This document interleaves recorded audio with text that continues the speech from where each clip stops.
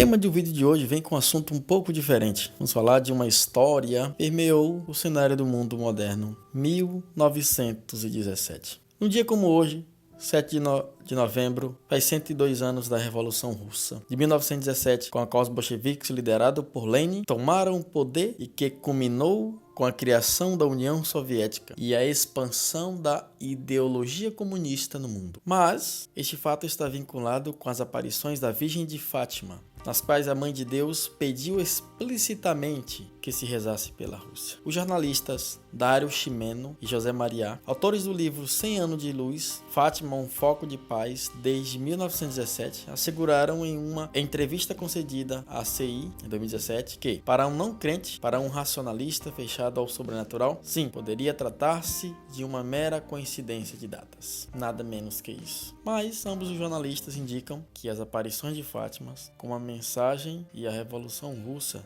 não são coincidência. Os cristãos vemos a mão de Deus em tudo, mas nesse caso também é muito evidente. Por quê? O mundo estava em plena guerra mundial e as consequências dessa disputa sangrenta tiveram sua repercussão nas décadas seguintes, começando pela própria Revolução Russa. Nesse contexto, então, a Virgem que é mãe aparece com uma mensagem de aviso de um gravíssimo perigo para a humanidade que levava consigo muitas almas que podiam ir para o inferno. Como infelizmente comprovamos, na história, o comunismo trouxe muita calamidade. Inclusive hoje, vivemos esses últimos suspiros, assegurou Dario Ximeno. Por sua parte, José Maria pontuou que a Virgem de Fátima pede aos videntes que rezem pela conversão da Rússia, que naquele momento estava a ponto de ser engolida pelo monstro comunista. Este pedido é porque a Virgem se implica na história de uma maneira direta. Além disso, o jornalista sublinhou que não se tratava de uma mera questão política, mas que o comunismo é essencialmente materialista, nega Deus na prática e mente antirreligioso. Por isso, Ximeno recordou que a Virgem pediu claramente que a Rússia se consagrasse ao seu Imaculado Coração em julho de 1917. E em 13 de junho de 1929, voltou a dizer à irmã Lúcia o mesmo, o que disse a Virgem. É chegado o momento em que Deus pede ao Santo Padre fazer, em união com todos os bispos do mundo, a consagração da Rússia a meu Imaculado Coração. Prometo salvá-los por este meio.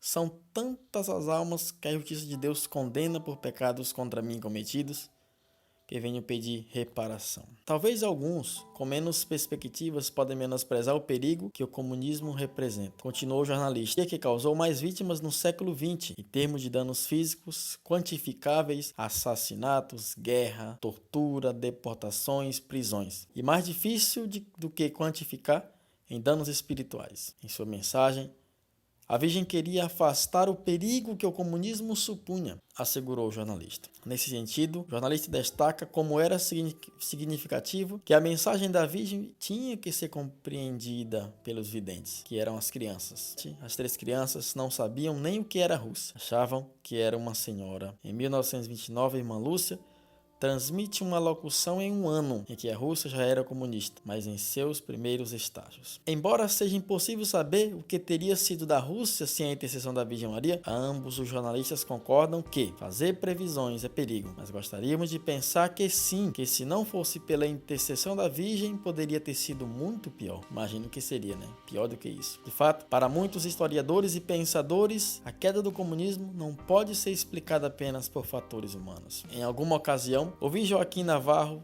Valls, que foi porta-voz vaticano com João Paulo II, dizer que ninguém em sã consciência pensava nos anos 80 que o comunismo soviético seria derrubado em 1989, após mais de 50 anos de sólida construção. Mas ainda, quando alguém estuda as mensagens de Fátima e as compara com a história, tem a ideia clara de que, graças à Virgem, há mais luz do que escuridão. Além disso, destacou um fato que pode passar despercebido, mas que, segundo o jornalista, é relevante. Após a Segunda Guerra Mundial, a Áustria ficou sob a autoridade das potências vencedoras, vencedoras. Na parte sob domínio soviético, a pressão comunista aumentou e um grupo de fiéis começou a rezar o rosário em público, como a Virgem de Fátima tinha pedido. Milhares de pessoas se reuniram com esta finalidade periodicamente, e em um determinado momento, sem razão política nem geoestratégica aparente, os russos inesperadamente decidiram ir embora da Áustria.